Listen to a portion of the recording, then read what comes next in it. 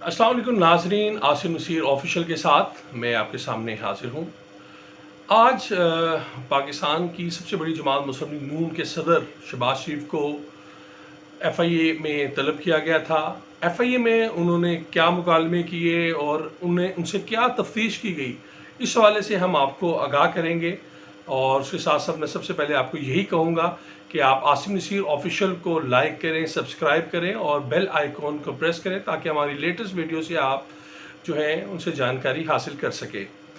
नाज़रीन, जैसा कि शहबाज शरीफ जो कि इन दिनों ज़मानत पर रिहा है और नैब की जो कस्टडी में 2 दफ़ा रहने के बाद एक मरतबा फिर अदालत आलिया से उन्हें रिलीफ मिला और इस वक्त वो जो आप कह सकते हैं कि ज़मानत पर बड़ी अपनी मोहतात लिंक्स खेल रहे हैं। वो कि इस वक्त बजट सेशन जारी है और बजट के सेशन के दौरान किसी भी अरकान असम्बली को अगर गिरफ़्तार किया जाता है तो पहले स्पीकर कौमी असम्बली को बताया जाता है। और इसी को पेश नज़र रखते हुए बजट सेशन के दौरान जब शहबाज शरीफ ने अपनी बजट के पर बहस की आगाज़ किया और अपनी तकरीर शुरू की, उसके साथ ही उन्हें कॉल अप नोटिस दिया गया एक ऐसे केस में जो कि 2018 से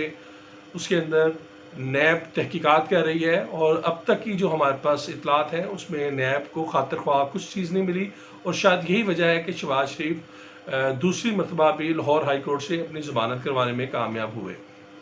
आज की अगर हम बात करें नैब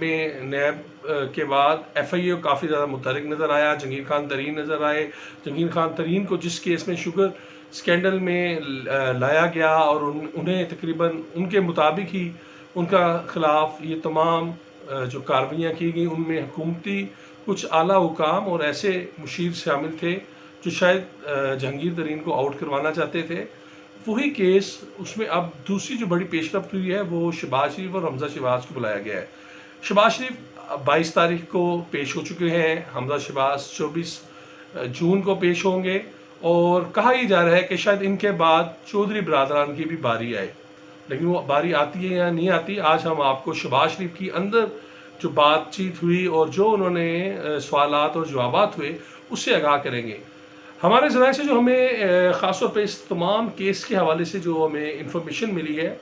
उसके मुताबिक तो शहबाज शरीफ जो है उन्होंने आज 22 जून को 11 बजे उन्होंने पेश होना था और वो घर से तकरीबन 10:30 निकले। गैर मुतवक्का तौर पर मुस्लिम लीग नून के कारकुनों की बड़ी तादाद भी FIA बिल्डिंग के बाहर रीगल चौक पर इकट्ठी हुई, क्योंकि हम माजी में देखते हैं कि शहबाज शरीफ की जब भी कोई पेशी या उन्होंने कहीं आना जाना हो, इवन कि उन्होंने जब रिहाई भी थी तो उन्होंने मना किया था कि कोई कारकुन ना आए, लेकिन उसके बावजूद आज एक कारकुनों की बहुत बड़ी तादाद जिनमें उनके MPs MNA लाहौर के जनरल सेक्रेटरी इमरान नज़ीर के क़यादत में वहाँ पर पहुँचे और वहाँ पर ख्वाजा अहमद हसन जो कि सीनियर पॉलिटिशियंस हैं वो भी और दीगर कई अहम MNA MPs थे जो वहाँ पर हमें आज नज़र आए और उनके साथ कारकुनों की एक बड़ी तादाद थी जिन्होंने शहबाज शरीफ का इस्तकबाल किया। और शहबाज शरीफ तकरीबन पौना घंटा उस हजूम में फंसने के बाद जो कि माल रोड पर उनके इस्तकबाल में मौजूद था, उसके बाद वो FIA के हेड क्वार्टर में शामिल तफ्तीश हुए। ज़राए का ये बताना है कि FIA तो कह रही है कि शहबाज शरीफ से वो मुतमईन नहीं हो सके और जो शहबाज शरीफ ने सवालात दिए थे शहबाज शरीफ को जो सवालात दिए गए थे उसमें शहबाज शरीफ उन्हें मुतमईन करने में नाकाम नज़र आए। दूसरी जानिब हमारे बड़े अहम ज़राए हैं, उन्होंने हमें इस केस के हवाले से उन्होंने लम्हा व लम्हा बताया कि क्या सवालात हुए, कैसे जवाबात हुए। वो हम आपको बिल्कुल आपके साथ शेयर भी कर रहे हैं और इसलिए हम आपको बार बार कह रहे हैं कि आप आसिम नसीर ऑफिशियल को लाजमी सब्सक्राइब करें, लाइक करें, ताकि हम आपको जो इनसाइडर स्टोरीज़ हैं, जो बड़ी बड़ी डेवलपमेंट्स हैं, उससे आगाह कर सकें।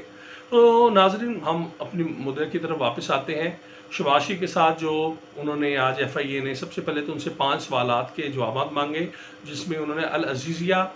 शुगर मिल और रमज़ान शुगर मिल्स उसके हवाले से उन्हें सवालात किए और उसमें यहाँ तक कहा गया कि जब आप वज़ीर आला थे और आपके दौरे हुकूमत के दौरान आपकी इस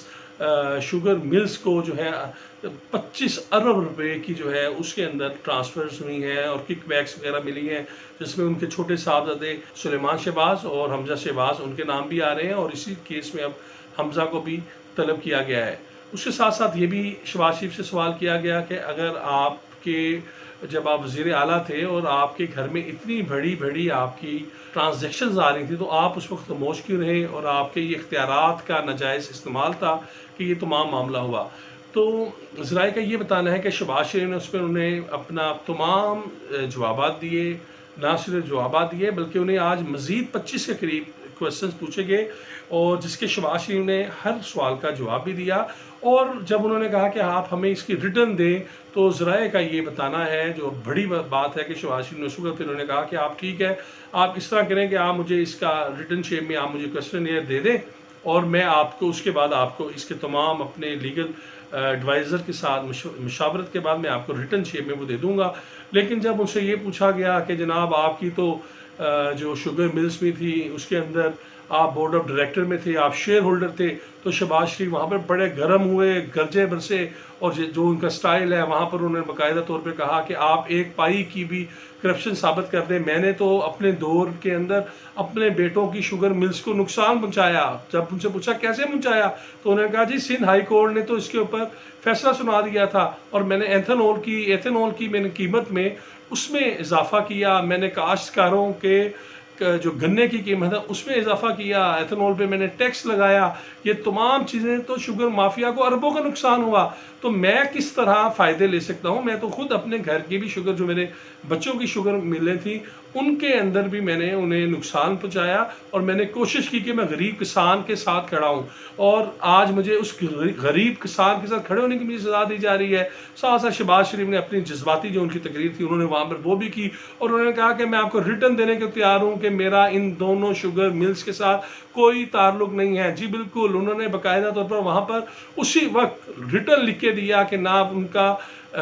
عزیزیہ کے ساتھ کوئی تعلق ہے، اور نہ ہی ان کا رمضان شوگر ملز کے ساتھ کوئی تعلق ہے، اور نہ اس کے کوئی شیئر ہولڈر ہے، نہ ہی ڈائریکٹر ہے۔ انہوں نے اس حوالے سے باقاعدہ طور پر جو سوالات ہیں اس پہ بتایا، اور انہوں نے یہاں تک بھی بتایا کہ آج جس کیس میں آپ مجھے بلا رہے ہیں، یہ تو 2018 کا شروع ہو چکا ہے۔ 2018 میں نیب نے اس کے اوپر باقاعدہ طور پر انہوں نے اپنی انویسٹیگیشن کی، اور کچھ بھی نہیں نکلا۔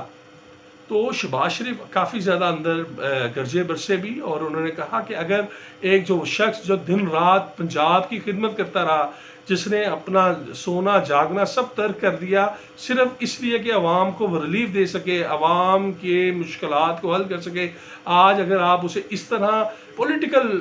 اسے وکٹمائز کریں گے تو یہ کوئی اچھا شیوا نہیں ہے۔ مجھے سب پتہ ہے کہ مجھے کیوں یہاں پر بلایا جا رہا ہے، سیاسی جو ہے ایک چال کھیلی جا رہی ہے۔ مجھے لاہور ہائی کورٹ نے ابھی جو فل بینچ نے بھی میرا حق میں جو فیصلہ دیا، اور میں ضمانت میں جس پہ رہا ہوا ہوں، اس میں بھی بادل نظر میں یہ ثابت ہوا کہ میرے پہ کوئی جو الزامات ہیں وہ سب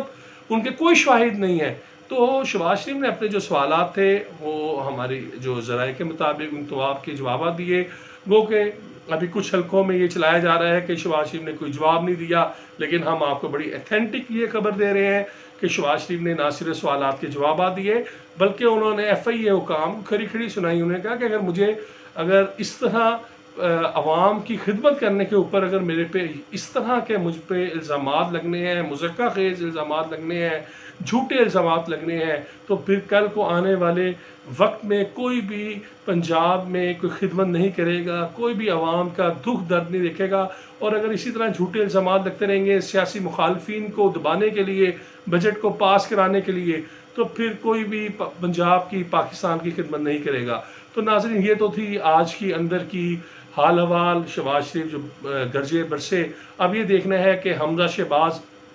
جب 24 تاریخ کو پیش ہوتے ہیں تو وہ اپنا کیا موقف لیتے ہیں، لیکن اب بھی یہ میچ شروع ہوا ہے۔ ایف آئی اے کے ذرائع بضد ہیں کہ ہم مطمئن نہیں ہیں۔ مسلم لیگ نون کے اہم ترین، معتبر ترین ذرائع کہتے ہیں کہ ہم ہر طرح کا سوال کا جواب دے کے آئے ہیں، لیکن انہیں اب اللہ ہی انہیں مطمئن کر سکتا ہے، کیونکہ جب انہوں نے سوچ ہی لیا ہے کہ ہر چیز نہ ہم نے کرنی ہے تو پھر کس طرح مطمئن ہوں گے۔ ان کا کہنا تھا کہ ہمیں میڈیا ٹرائل ہمارا کیا جا رہا ہے، اور ہم جو اپنے حق میں خبر دے رہے ہیں وہ بھی نہیں چلائی جا رہی، تو اس سے آپ اندازہ لگا سکتے ہیں کہ پولیٹیکل وکٹمائزیشن کی کتنی بدترین لہر ہمارے خلاف چل رہی ہے۔ اب تک کے لیے اتنا ہی۔ آپ ان مزید خبروں کے لیے اور انالیسس کے ساتھ ہمارے ساتھ جڑے رہیں، اور میں امید کرتا ہوں کہ آپ عاصم نصیر آفیشیل کو لائک بھی کریں گے، سبسکرائب بھی کریں گے۔ بہت شکریہ۔